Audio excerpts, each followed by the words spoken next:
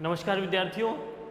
और आज हम भय नामक अध्याय के बारे में बात करना चाहते हैं जो कि आचार्य रामचंद्र शुक्ल द्वारा रचित है। और यह भय अध्याय का तीसरा भाग है। इससे पहले हम पहले भाग में कवि के बारे में पढ़ चुके हैं, कवि का संपूर्ण परिचय, और दूसरे भाग में इस चैप्टर में जो कुछ मनोविकार हैं, भय है, आशंका है, ठीक है ना, क्रोध है, इस प्रकार से कायरता है, इस प्रकार के मनोभावों के बारे में या मनोविकारों के बारे में बात कर चुके हैं। आज हम बात करते हैं उसके आगे। देखिए, इसमें बताया गया है कि भय का प्रभाव क्षेत्र, भय जो है किन को प्रभावित करता है, किसको प्रभावित करता है, किस पर अपना इफेक्ट डालता है, डर किसे लगता है। तो लेखक ने कहा है कि सबसे पहले जंगली जानवर को, ठीक है, जो जंगल में जो रहेगा, जो जानवर होगा, वो उसने मनुष्य को देखा नहीं होगा, और जब मनुष्य उसके सामने जाएगा और तो वह क्या करेगा, जानवर सोचेगा कि यह मनुष्य मुझे नुकसान पहुंचाना चाहता है, मेरा शिकार करना चाहता है, मुझे मारना चाहता है। तब वह जंगली जानवर हमको लगेगा कि वो हमको मारने आ रहा है, लेकिन वास्तव में वो हमसे डर रहा है, उसे भय है कि कहीं हम उसे नुकसान न पहुंचा दें, जबकि हम भी उससे भयभीत हो रहे हैं, डर रहे हैं। तो सबसे पहले जंगली जानवर, जो जंगल में रहते हैं जानवर, उनको भय होता है। और किसे होता है? असभ्य। असभ्य का मतलब है जो सभ्य नहीं हो, ठीक है, जिसको रहने खाने का तरीका नहीं हो, या ऐसा भी कह सकते हैं अशिक्षित हो, अनएजुकेटेड हो, ठीक है, जिसको पता ही नहीं होगा, शिक्षा के बारे में पता नहीं होगा, जिसको ज्ञान नहीं होगा। अगर ज्ञान उसको नहीं है, अधूरा ज्ञान है, तो निश्चित रूप से हम भयभीत रहेंगे, डरेंगे कि क्या हो सकता है। लेकिन जब हमें पूरा ज्ञान हो जाएगा कि हमारे इस स्टेप से, इस कदम से हमको ये रिजल्ट मिलने वाला है, ठीक है, अगर हमें पूरा ज्ञान हो जाएगा तो कहीं भी हमारे मन में कोई संकोच नहीं रहेगा, संदेह नहीं रहेगा। तो इसलिए भय किसे प्रभावित करता है? असभ्य और अशिक्षित मनुष्य को प्रभावित करता है, वो हमेशा भयभीत रहता है। नेक्स्ट है आदिवासी। आदिवासी भी कह सकते हैं, या जनजाति समुदाय के जो लोग हैं, जंगली समुदाय जो कबीले में रहते हैं, ठीक है, उनकी उस कबीले में मान लीजिए 15-20 लोग या 50 लोग रहते हैं। केवल वो उन्हीं लोगों से परिचित हैं, उन्हीं लोगों को वो जानता है, और वह समझता है कि यही मेरे लिए जो लोग हैं वो मेरे लिए अच्छा करने वाले हैं, मेरे हितैषी हैं। अगर वो आदिवासी जो लोग हैं या जनजाति जो लोग हैं, अगर वे किसी दूसरे व्यक्ति को अपने कबीले में, अपने क्षेत्र में प्रवेश करते हुए देखेंगे, तो वो जरूर सोचेंगे कि ये जो नया व्यक्ति है ये मुझे कुछ नुकसान पहुंचाएगा, मुझे चोट पहुंचाएगा, ठीक है ना। तो वो क्या हो जाएंगे, वो लोग भयभीत हो जाएंगे। कौन? आदिवासी या जनजाति समुदाय के लोग, कबीले में रहने वाले लोग। और नेक्स्ट है बालक। छोटे जो बच्चे होते हैं वो भी, उनको भी जो भय है वो क्या करता है, प्रभावित कर देता है। छोटे बच्चे में क्योंकि ज्ञान नहीं होता है, संपूर्ण ज्ञान उसको है नहीं। अगर हम उसको कहेंगे कि बाहर अंधेरा हो रहा है, भूत बैठा है बाहर, ठीक है ना, या बाहर जाने पर तुझे हाबू खा जाएगा, ठीक है ना, इस प्रकार से हम उसे डरा देते हैं, तो वो डर जाता है, उसे भय अपने आगोश में ले लेता है, अपने प्रभाव में ले लेता है। क्यों ले लेता है? क्योंकि उसमें ज्ञान नहीं है, उसे पता नहीं है कि अंधेरे में जाने से भूत आएगा या कुछ है, ठीक है ना, ऐसा कुछ नहीं है, क्योंकि उसे पता नहीं है। तो बालक को भी क्या करेगा, वो भय प्रभावित करेगा। तो हमने क्या पढ़ा? भय का प्रभाव क्षेत्र, किस किस पर प्रभाव डालता है भय? एक तो जंगली जानवरों पर, असभ्य और अशिक्षित मनुष्यों पर, जिसके पास शिक्षा नहीं है, अधूरा ज्ञान है, और आदिवासी या जनजाति समुदाय के लोग जो कबीले में रहते हैं, एक सीमित क्षेत्र में रहते हैं, और किसी नए व्यक्ति के संपर्क में आने से वो घबराते हैं, डरते हैं। और उसी प्रकार बालक भी अपने परिवार में कोई मेहमान जब आता है, अतिथि जब आता है, तो वो उससे बात करने में एक बार संकोच करते हैं, झेप जाते हैं। ठीक है, तो इस प्रकार से ये लोग जो हैं वो क्या करते हैं, इन पर भय प्रभावित इनको करता है भय। इसके बाद में क्या कहा है कि इसका एग्जाम्पल क्या है कि भारतीय थानेदार, भारतीय जो लोग हैं, भारतीय जो लोग हैं या भारत के लोग हैं वो क्या करते हैं, समझिए, थानेदार का अधिक सम्मान करते हैं, विद्वान का कम। लेखक ने ऐसा कहा है कि भारत के जो लोग होंगे वो थानेदार का क्या करते हैं, सम्मान करते हैं। इसका क्या तात्पर्य है कि वो डर का सम्मान कर रहे हैं, डर की पूजा कर रहे हैं, वो भय की पूजा कर रहे हैं। जिससे भय हो रहा है, जिससे डर हो रहा है, उसका समाधान वो नहीं ढूंढ रहे हैं, बल्कि उस डर की, और डर जिसके कारण उत्पन्न हुआ है उस कारण की भी वो पूजा करते हैं। तो वो क्या करते हैं, थानेदार को तो अधिक सम्मान देंगे, क्योंकि उससे हो सकता है कि वो हमें जेल में डाल दे, हो सकता है कि ट्रैफिक पुलिस हमें कोई चालान भी काट दे, ठीक है ना, अगर हम नियमों का पालन नहीं करेंगे तो, ठीक है ना।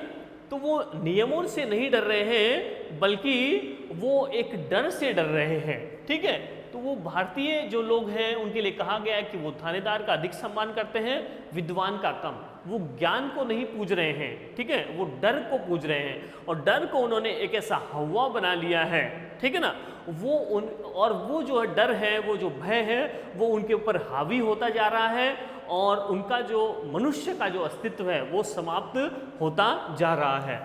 नेक्स्ट है कि अति भय और भय कारक का सम्मान असभ्यता के लक्षण है। तो लेखक ने क्या कहा है, इस प्रकार अति भय, ज्यादा डरना, ठीक है ना, आवश्यकता से अधिक डरना, आवश्यकता ही नहीं है तो फिर भी डरना, और भय कारक का सम्मान, भय का जो कारण है, ठीक है ना, भय को जो उत्पन्न करने वाला है, डर देने वाला है, उसका अगर हम सम्मान करते हैं तो हम क्या हैं, असभ्य लोग हैं। असभ्य जो लोग होंगे, अशिक्षित जो लोग होंगे, जिसमें ज्ञान नहीं होगा, वो क्या करेंगे, भय का सम्मान करेंगे, और भय जिससे उत्पन्न होता है उस कारण को भी वो पूजने लगेंगे। ठीक है, तो हमने क्या पढ़ा, भय का प्रभाव क्षेत्र, कहां कहां तक फैल सकता है, किसको प्रभावित कर सकता है। ठीक है, फिर कहा है कि भय की वासना का परिहार, ये जो भय है ये इन लोगों को प्रभावित करता है। अगर इससे बचना है या इसको दूर करना है तो उसके लिए क्या उपाय हो सकता है, समझिए। एक तो हम कर सकते हैं ज्ञान के बल से। अभी हमने पढ़ा कि जो एक बालक होता है, छोटा बालक जिसमें ज्ञान नहीं है, ठीक है ना, वो हर चीज से डरेगा। ठीक है, क्यों डरेगा, क्योंकि उसको पता नहीं है कि मेरा ऐसा करने से मुझे नुकसान होगा या फायदा होगा। ठीक है ना, तो अगर उसको ज्ञान हो जाएगा, पता लग जाएगा, ठीक है ना, कि ये चीज कितनी खतरनाक हो सकती है, कितने फायदेमंद हो सकती है, तो फिर हम किसी काम को करने में झिझकेंगे नहीं, डरेंगे नहीं। ठीक है, तो अगर ज्ञान का बल हमारे साथ में है, अगर संपूर्ण ज्ञान है, पूरा ज्ञान किसी चीज का हम ले रहे हैं, तो क्या हो सकता है, उस भय का परिहार हो सकता है, उस डर की समाप्ति हो सकती है। और क्या कर सकते हैं, हृदय का बल, हमारे हृदय का मतलब हो गया दिल का, या ऐसा भी कह सकते हैं मनोबल, मन का बल।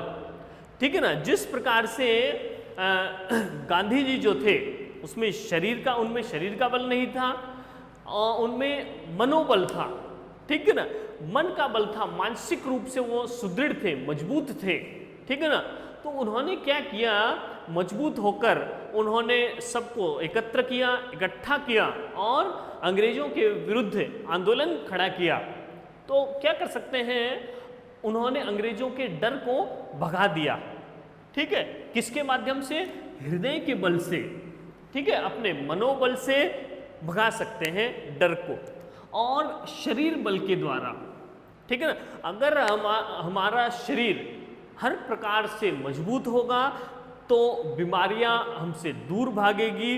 ठीक है ना, हम डरेंगे नहीं, कि ये बीमार मुझे बारिश में भीगने से मुझे कोई बीमारी घेर लेगी। हम ऐसा डरेंगे नहीं, क्योंकि हमें पता है कि हमारी जो रोग प्रतिरोधक क्षमता है, इम्यूनिटी है, स्ट्रांग है, हमारा शरीर मजबूत है, ठीक है ना। और शरीर का जो बल होगा, शारीरिक बल होगा या बाहुबल भी जिसको कह सकते हैं, भुजाओं का बल, ठीक है ना, अगर हमारे शरीर में बल होगा तो किसी भी प्रकार का भय हमें नहीं होगा। यदि भय हो भी रहा है तो वो समाप्त उसको किया जा सकता है। तो भय की वासना का जो परिहार है वो एक दिन में नहीं हो सकता है। समझिए ध्यान से कि वो क्या होगा, जैसे जैसे हम बढ़ते जाएंगे, उम्र हमारी बढ़ती चली जाएगी, छोटे होंगे, छोटे में हमने कम ज्ञान प्राप्त किया, जैसे जैसे हम बढ़ते जाएंगे, उम्र हमारी बढ़ रही है तो हमें परिवार से ज्ञान मिल रहा है, शिक्षकों से मिल रहा है, समाज से, इंटरनेट से जो ज्ञान मिल रहा है, ज्ञान में वृद्धि होती जा रही है। तो सारे मन के जो संशय थे, कन्फ्यूजन थे, वो सब क्लियर होते जाएंगे। डाउट्स जब क्लियर हो जाएंगे तो हमें डर नहीं लगेगा। किसी के सामने भी हम खड़े होकर अपना साक्षात्कार दे सकते हैं, हम अपनी बात को एक दृढ़ता से रख सकते हैं, ठीक है। तो ये जो ज्ञान बल, हृदय बल और शरीर बल है वो क्या होगा, निरंतर क्रम से हमको प्राप्त होता जाता है, एक दिन में नहीं आ सकता है। जैसे ज्ञान बल धीरे धीरे हम पहली क्लास, दूसरी क्लास इस प्रकार पढ़ते हैं, फिर आगे बढ़ते जाते हैं, ज्ञान हमारा मजबूत होता जाता है। और हृदय बल भी हमारा जो है, हम एक चोट हमें लगेगी, समाज में कोई किसी भी कार्य में हम फेल हो गए, ठीक है ना, चोट लगेगी, हम उससे मजबूत होंगे, उससे सीख लेंगे। धीरे धीरे ऐसा करते हुए हमारा जो मन होगा वो मजबूत होता चला जाएगा, ठीक है। और इसी प्रकार शरीर बल, वो उसको शरीर जब हमारा मजबूत हो जाएगा तो क्या हो जाएगा, हमें डर हमसे दूर चला जाएगा। तो लेखक ने कहा है कि भय को दूर किया जा सकता है ज्ञान बल से, हृदय बल से और शरीर के बल से। और वो कैसे होगा, निरंतर होता चला जाएगा, ठीक है, एक बार में नहीं हो पाएगा। नेक्स्ट है भूतकाल और वर्तमान काल के भय में अंतर। पहले किस प्रकार का भय था लोगों में, अब किस प्रकार का डर है, ठीक है ना। तो लेखक ने क्या कहा है कि पहले भूतों का भय बना रहता था, ठीक है ना, क्योंकि लाइट, इलेक्ट्रिसिटी नहीं थी, बिजली नहीं थी गाँव में, तो क्या होता था कि लोग बाग डरते थे। एक हुआ बना हुआ था कि इस प्रकार से कोई भूत है, इस प्रकार से वो धारणाएं बनी हुई थी, अंधविश्वास बना हुआ था, और जिनके कारण, एक के कारण इस प्रकार वो दूसरे तक फैलता था, दूसरे से तीसरे तक, इस प्रकार की रूढ़िवादी जो विचारधाराएं थी वो थी। और उनके कारण क्या है, उनके कारण डर बना रहता था। तो भूतों का भय था पहले, और पशुओं का भय। पशुओं का किस प्रकार, जैसे कि पहले हम देखते थे कि गाँव में कच्चे मकान होते थे, मिट्टी से बनाए जाते थे, ठीक है ना, और घास फूस से इस प्रकार से तैयार किया जाता था। तो वो जो मकान होते थे वो कच्चे होने के कारण उसमें हमें डर था कि रात को कोई जो भी कोई जानवर है, ठीक है ना, शेर वगैरह या जो भी है, वो जंगल में से आकर के छोटे बच्चे को उठाकर ले जा सकता है, ठीक है ना। कोई, क्योंकि पहले कोई गेट नहीं थे, इतने मजबूत जो धातु के या इस प्रकार से गेट नहीं हुआ करते थे, मकान कच्चे थे, ठीक है ना, घास फूस से बने होते थे। तो ये पशुओं का भय बना रहता था घर में भी, और जो खेत होते थे, खेत खलिहान थे, उनको भी क्या किया जाता था, कोई भी ऐसे जानवर थे वो उस सारी फसल को नष्ट कर दिया करते थे, ठीक है ना। तो किसानों के लिए, ग्रामवासियों के लिए उन पशुओं का भय बना रहता था। और सीमाओं के उल्लंघन का भय, यानी कि जो भी अब तो क्या हो गया है कि सारे जो मेजरमेंट है, मापने की जो इकाइयां हैं, ठीक है ना, वो अब डिजिटल सब कुछ हो गया है, सारा सिस्टम, ठीक है ना। अब सारा सिस्टम है वो नापजोक कर सकते हैं। पहले ऐसा कुछ इकाइयां नहीं थी, कुछ निर्धारित नहीं था, ठीक है ना, सब कुछ ऑरली, मौखिक रूप से निर्धारित किया जाता था, ठीक है। तो इस कारण से कई बार क्या होता था कि वो जो खेतों की सीमाएं थी और जो है घर की जो सीमा थी उनको भी हड़प लिया जाता था दूसरे के द्वारा। वो क्यों होता था? वो अशिक्षा के कारण भी ऐसा होता था। जो व्यक्ति अशिक्षित होता था उसको ज्ञात नहीं होता था कि मेरे अधिकार क्या हैं और मेरा प्रभाव कितना है, उसे पता नहीं था। तो इस कारण से दूसरा जो सक्षम व्यक्ति होता था वह उस किसान को या जो व्यक्ति कमजोर है, निर्बल है, उसका क्या कर देता था? उसकी सीमाओं का उल्लंघन कर देता था, उसका अधिग्रहण कर लेता था। तो इस प्रकार से पुराने समय में ये भय थे लोगों में। एक तो भूतों का भय था, पशुओं का भय बना रहता था, ठीक है ना। पशु क्या करते थे? हमको नुकसान पहुंचा देते थे और सीमाओं के उल्लंघन का भी भय बना रहता था। ये है पहले का भय। अब क्या भय है? वर्तमान समय के परिप्रेक्ष्य में अगर हम देखें तो एक तो नकली दस्तावेज बनाने का भी भय बना हुआ है। जैसा हमने देखा कि आधार कार्ड जो है बहुत सारे बने, ठीक है ना, बहुत अत्यधिक संख्या में सब लोगों ने बनवा लिए हैं। और उसके बाद हमने देखा कि गवर्नमेंट ने क्या किया है, नई रणनीति तय की है और उसके माध्यम से क्या किया गया कि जो आधार कार्ड हैं वो अब सभी ई मित्र पर नहीं बनाए जाएंगे बल्कि कुछ सिलेक्टेड ही ऐसे होंगे। क्यों हुआ ऐसा? क्योंकि वो सब जो है फेक जो है डॉक्यूमेंट्स तैयार किए गए या और भी कई तरीके से हुआ ऐसा, ठीक है ना। तो नकली दस्तावेजों से और झूठे गवाहों द्वारा धोखाधड़ी का डर आजकल है, ठीक है ना। पहले क्या था, लोग जो थे वो दूसरे के लिए मरते थे, ठीक है ना, दूसरों के सहयोग के लिए, दूसरों की मदद करने के लिए हमेशा तत्पर रहते थे। लेकिन अब क्या हो गया है, अब दूसरों का नुकसान करने के लिए वे लोग तत्पर हैं, ठीक है ना। अब क्या हो गया है कि वो आगे बढ़ने के लिए खुद आगे बढ़ना चाहते हैं, उसके लिए दूसरे को पीछे करना चाहेंगे, फिर आगे बढ़ेंगे। इस प्रकार का समय है। तो हमें डर बना रहता है कि कब कोई हमें पीछे कर देगा, हमें लात मार देगा, हमें किसी प्रकार से नुकसान पहुंचा देगा।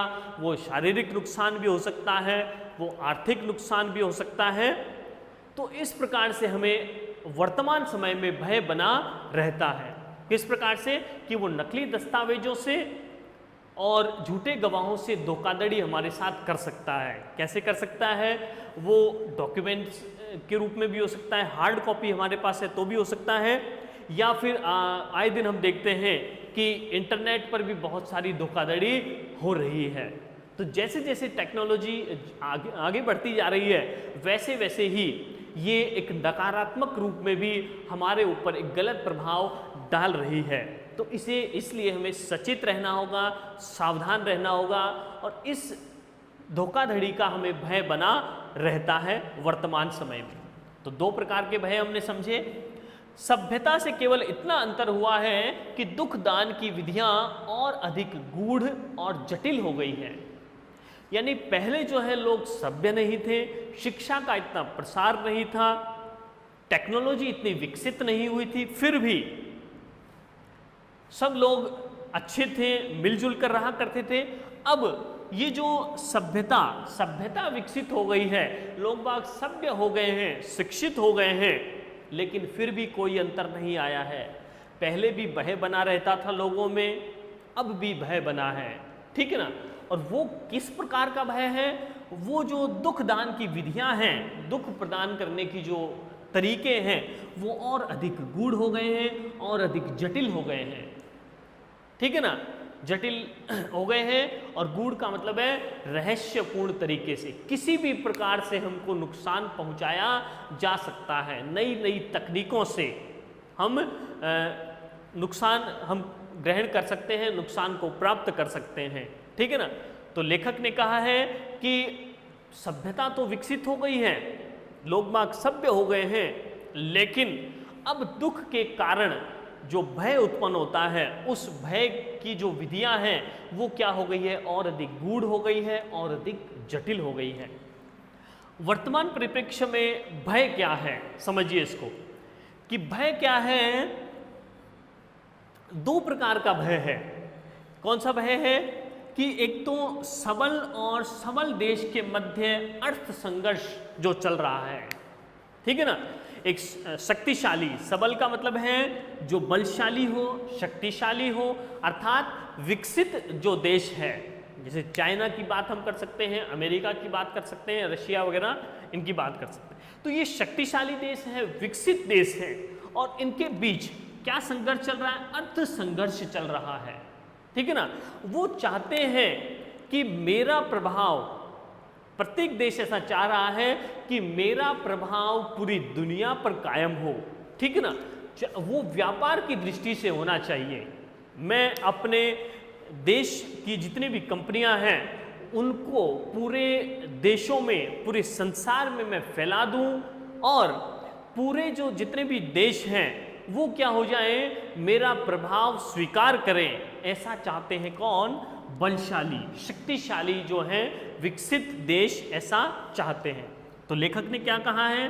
विकसित और दूसरे विकसित देश के मध्य एक अर्थ का संघर्ष चल रहा है, स्ट्रगल चल रहा है, ठीक है ना, एक द्वंद्व चल रहा है।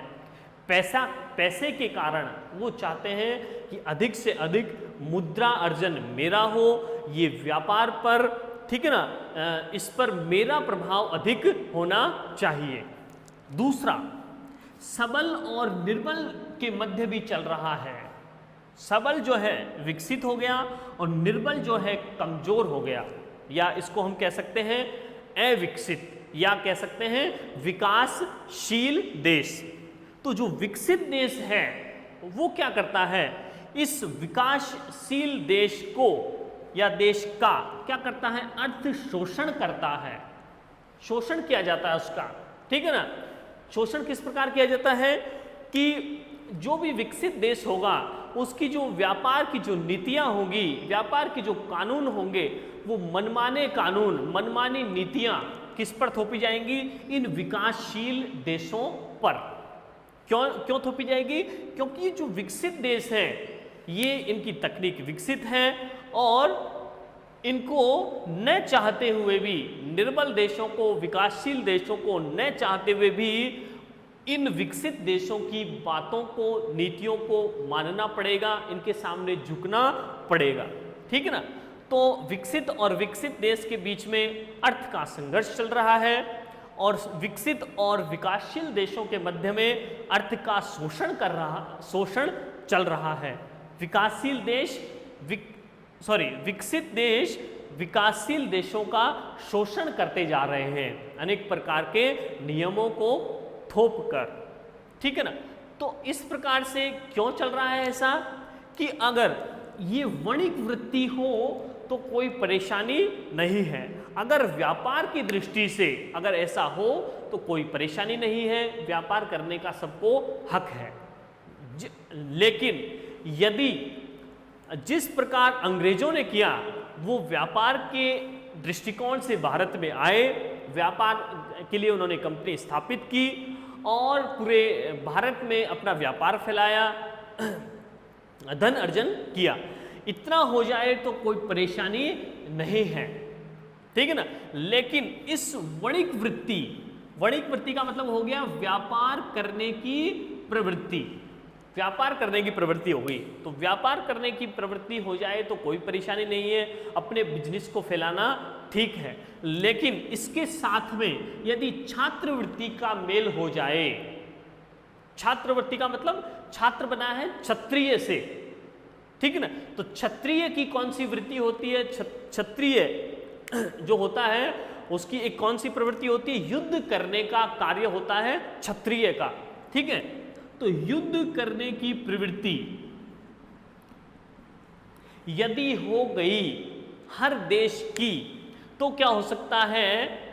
बहुत नुकसान हो सकता है। लेखक ने कहा है कि व्यापार करने की प्रवृत्ति के साथ में यदि युद्ध करने की प्रवृत्ति का मेल हो गया तो बहुत नुकसानदायक हो सकता है समाज के लिए, संसार के लिए।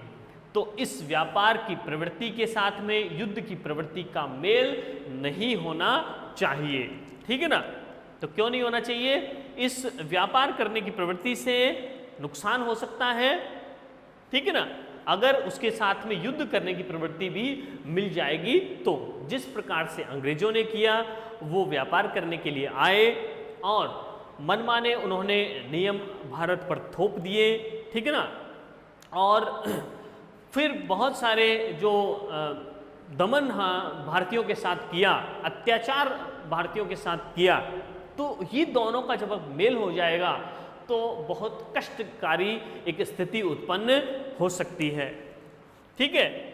तो लेखक ने कहा है कि भय इन रूपों में हमारे सामने आता है, भय से संबंधित मनोविकार हमारे ये हैं। अब लेखक ने अंत में कहा है कि इस निर्भयता के संपादन के लिए ये दो बातें अपेक्षित हैं।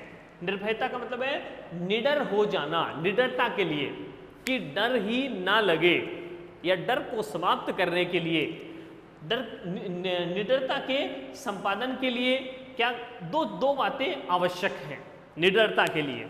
क्या बातें हैं? पहली ये है कि दूसरों को हमसे कष्ट नहीं होना चाहिए, ठीक है। यदि हम दूसरों को कष्ट देंगे, मान लीजिए कोई हमसे कमजोर है, वो आर्थिक दृष्टि से भी हो सकता है, शारीरिक दृष्टि से भी हो सकता है, सामाजिक दृष्टि से भी हो सकता है। मान लीजिए यदि वह व्यक्ति हमसे कमजोर है और हम उससे उसका दमन करते जा रहे हैं, उसको शारीरिक कष्ट दे रहे हैं, उसका आर्थिक शोषण कर रहे हैं, तो क्या हो सकता है, मान लीजिए कि कुछ समय बाद वो हमसे थोड़ा अच्छी स्थिति में आ जाए, तो क्या हो सकता है, वो हमारा विरोध कर सकता है और वो हमें भी नुकसान पहुंचा सकता है। तो क्या होना चाहिए कि दूसरों को हमसे कष्ट नहीं होना चाहिए। हम इस प्रकार रहें, इस प्रकार का आचरण करें कि किसी प्रकार गलत आचरण किसी के साथ न हो। और लास्ट है, सेकंड है कि दूसरों से हमको कष्ट नहीं हो। तो पहली बात क्या समझी हमने कि दूसरों को कष्ट नहीं होना चाहिए, और हम इसके बाद क्या पढ़ेंगे, दूसरों से भी कष्ट नहीं होना चाहिए। दूसरों से कष्ट कैसे नहीं होगा, ठीक है ना, कि जो भी दूसरे लोग हैं वो हमें कष्ट नहीं पहुंचाएं, ऐसा कैसे श्योर हम हो सकते हैं, निश्चित रूप से हम कैसे कह सकते हैं कि दूसरा हमें कष्ट नहीं पहुंचाएगा। तो इसके लिए हमारे पास एक रास्ता है, एक सुझाव है। क्या है कि दूसरे हमें कष्ट ना पहुंचाएं, कि जो जितना भी उसका लेवल है, उस लेवल से थोड़ा सा अगर हम ऊपर चले जाएं, यदि हम अपने आप को सक्षम बना लें, ठीक है, हम क्या कर लें, ज्ञान बल को मजबूत कर लें, हमारा जितना भी हमारे पास ज्ञान है, ज्ञान की दृष्टि से हम पूर्ण हो जाएं, ठीक है, और हम क्या कर लें, शारीरिक दृष्टि से मजबूत हो जाएं, ठीक है ना।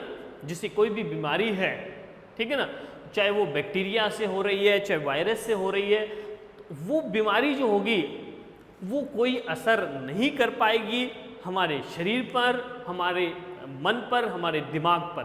क्यों नहीं कर पाएगी? अगर हमारी रोग प्रतिरोधक क्षमता, या कह सकते हैं इम्यूनिटी, अगर हमारी स्ट्रांग होगी तो वो बीमारी हमारे ऊपर कोई असर नहीं कर पाएगी।